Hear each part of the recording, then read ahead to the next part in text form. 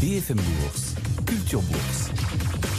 Le savoir qui rapporte, c'est Culture Bourse. Julie Connerton et ses experts vous répondent. Bonjour Julie. Bonjour Guillaume, bonjour à tous. Et pour cela, si vous avez des questions pour arbitrer vos portefeuilles, vous nous écrivez. L'adresse, vous la connaissez, c'est bfmbourse@bfmbusiness.fr.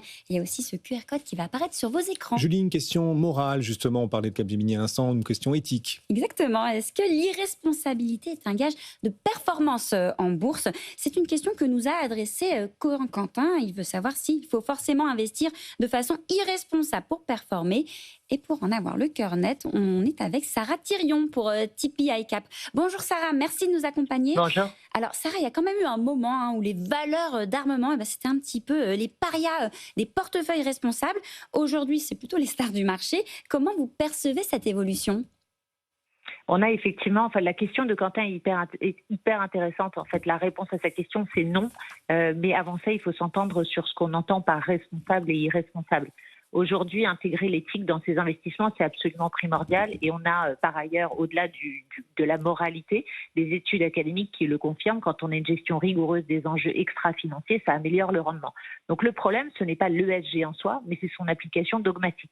Et vous l'avez très bien souligné, ces labels ont exclu des secteurs entiers, sans distinguer les bons acteurs des mauvais. Thales était dans la même case que les casinos. Et donc, on a une vision très binaire du monde, le bien d'un côté, le mal de l'autre, sans tenir compte de la réalité géopolitique, des besoins de souveraineté, ni des efforts concrets qui sont faits dans la transition. Résultat, on a pénalisé nos champions industriels, privé les épargnants de performances qui ont été exceptionnelles et sous-financé des secteurs qui sont essentiels à notre sécurité collective.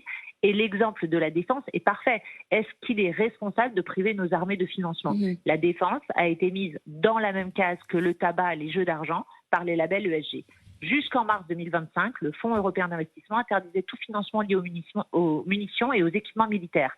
Au nom de valeurs pacivistes, en fait, les épargnants européens ont été privés de financer leur propre sécurité collective. Pendant ce temps-là, l'indice européen de la défense a fait plus 249% entre 2022 et mi-2025. Le marché européen faisait plus 26%.